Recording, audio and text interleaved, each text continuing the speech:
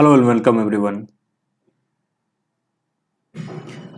GST के website पे GSTR 1 में चेंजेज आए हैं आज, जो कि जीएसटी ने पहले भी बताए थे कि वो ग्रेजुअली इसमें कुछ चेंजेज लाने वाले हैं।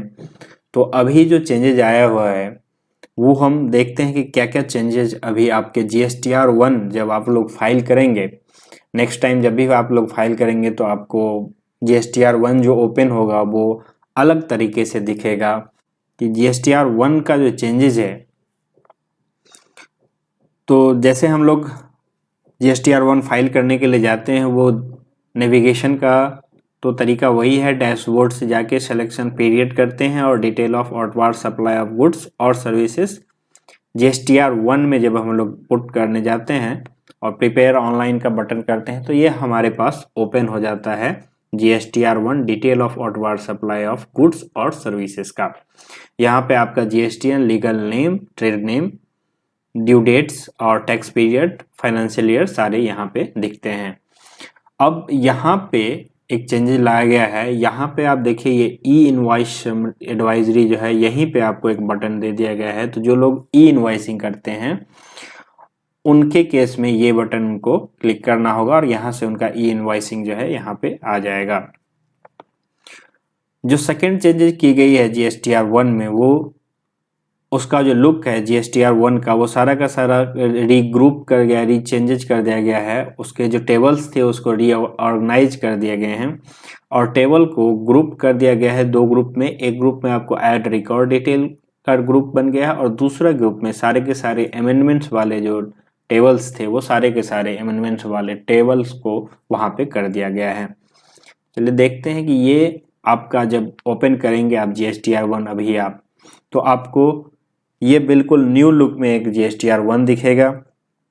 यहाँ पे आपको ऐड रिकॉर्ड डिटेल के ग्रुप एक बन गया है जिसमें सारे के सारे जो है एडिशंस के, चाहे वो B2B इन्वाइसेस हो, B2C के हों, चाहे एक्सपोर्ट इन्वाइसेस हों, डेबिट क्रेडिट नोट, जितने भी सारे न्यू रिलेटेड सप्लाई, जितने भी सारे इसमें आपको पहले वहाँ पे टेबल्स थे जो अलग अलग थे, वो सारे के सारे टेबल्स को एक साथ एक जगह कर दिया गया है जहाँ पे सारे के सारे रिकॉर्ड अपडेट रिकॉर्ड ऐड होने हैं। तो इसमें एक यहाँ पे एक एरो भी दिया गया है जिसके थ्रू आप इसको आप हाइड भी कर सकते हैं और इसको विजुअल भी कर सकते हैं। नेक्स्ट जो रिकॉर्ड है वो जो चेंज हुआ है, ये अमेंड रिकॉर्ड डिटेल के। यहाँ पे आपको सारे के सारे देखिए अमेंडमेंट के रिलेटेड सारे amendment, B2B invoices, amendment B2C invoices, amend export invoices, amend debit credit notes. तो यहाँ पे सारे के सारे जितने भी सारे अमेंडमेंट्स हैं आपके, आप जहाँ भी अमेंडमेंट करना चाहते हैं जिस भी टेबल में, वो सारा अमेंडमेंट वाला टेबल अलग से यहाँ पे ग्रुप हो गया गया है। तो अब आपको ये नए तरीके से दिखेगा। और इस जीएसटीआर 1 जो चेंजेज हुआ है उसमें एक कलर कोडिंग भी की गई है। जैसे ही आप अपना डॉक्यूमेंट उसमें पुट करेंगे तो अगर कोई एरर होगी तो वो आपको ये रेड कलर में ऐसे दिखने लगेगी। जहाँ भी एरर होगी वो रेड कलर में यहाँ पे दिखने लगे, और जहाँ एरर नहीं होगा ये देखिए ग्रीन कलर में आपको ये रिकॉर्ड के साथ यहाँ पे काउंटिंग का भी यहाँ पे ये दिया गया है, जिसमें आप कितने नंबर ऑफ कितने इनवाइसेस इसमें पुट करेंगे, कितने डॉक्यूमेंट पुट करेंगे, वो आपको काउंटिंग बाहर में ही शो करेगा कि 2 इनवाइसेस हैं, 1 इनवाइसेस हैं, 10 इनवाइसेस हैं, वो आपको सारे के सारे इसी में दिखेंगे। और अगर आपने कहीं भी एरर किया है तो ये आपको रेड हो जाएगा, आपका ये टेबल ब्लू से रेड में आ जाएगा। तो आपको डैशबोर्ड पे ही जैसे ही फर्स्ट ओपन करेंगे वहीं पे सारा का सारा आपको एरर्स शो होने लगेंगे। तो ये कलर का कॉम्बिनेशन भी इसमें डाला गया है जिससे कि और आसानी हो सके जो जीएसटीआर 1 फाइल करते हैं उन लोगों के लिए। अब हम नेक्स्ट जाते हैं कि जीएसटीआर में जब हम इनवाइस पुट करते हैं, B2B invoices table number 4A, 4B, 6B और 6C में जो टेबल इनवाइसेस हम लोग पुट करते हैं, तो वहाँ पे हम लोग इनवाइस पुट करने के लिए ऐड रिकॉर्ड करते हैं। वो ऐड रिकॉर्ड करते हैं और ऐड रिकॉर्ड करने के बाद हमें यहाँ पे ऐड इनवॉइसेस करने के लिए ये स्क्रीन ओपन होता है और स्क्रीन ओपन होने के बाद यहाँ पे हम सारी डिटेल्स डालते हैं और डिटेल्स डालने के बाद यहाँ पे एक नया यहाँ पे आपको ये कॉलम दिख रहा होगा, नेम एज इन मास्टर। तो मास्टर डेटा मेंटेन करने के लिए भी इसमें GSTR1 में एक ऑप्शन दिया गया है। आप नेक्स्ट टाइम से अगर आप जैसे आप इस पे इनवॉइसेस पुट करेंगे तो आपको ऐड टू मास्टर का यहाँ ऑप्शन आएगा। तो अगर आपके रिसिपिएंट फ्रिक्वेंटली रिसिपिएंट हैं तो आप उस रेसिपिएंट को अपने मास्टर डेटा में उसको ऐड करके रख सकते हैं और नेक्स्ट टाइम से आपको वो मास्टर डेटा में यहाँ शो होगा।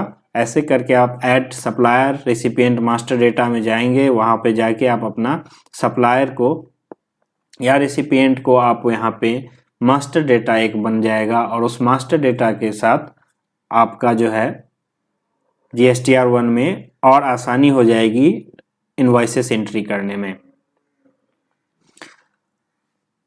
GSTR1 के इनवॉइसेस में एक और चेंजेज हैं कि अगर पहले आप जैसे ट्रेड नेम लीगल नेम डालते थे तो ये टेक्स्ट पेयर टाइप नहीं आता था। अभी आप जैसे ही रेसिपिएंट का डिटेल डालेंगे आपको यहाँ पे टेक्स्ट पेयर टाइप आएगा, ये रेगुलर है या कंपोजिशन है। तो कंपोजिशन होगा तो वो भी आपको यहाँ पे दिख जाएगा, टेक्स्ट पेयर टाइप रेगुलर है तो रेगुलर दिख जाएगा। और इसी के साथ ही यहाँ पे प्रोसेस्ड इनवॉइस कितने हैं वो उसका नंबर यहाँ पे आपको शो होने लगेगा और अगर कोई पेंडिंग या एरर इनवॉइस है तो वो भी यहाँ पे आपको दिखने लगेगा। तो ये भी चेंजेज आए हैं और ये सारे चेंजेस होने के बाद जब आप अपने GSTR1 को फाइल करेंगे तो वहाँ पे जनरेट समरी जैसे हम लोग पहले करते थे, जनरेट समरी करके आपको प्रीव्यू और सबमिट का बटन जनरेट हो जाएगा। अगर आप जनरेट समरी करने के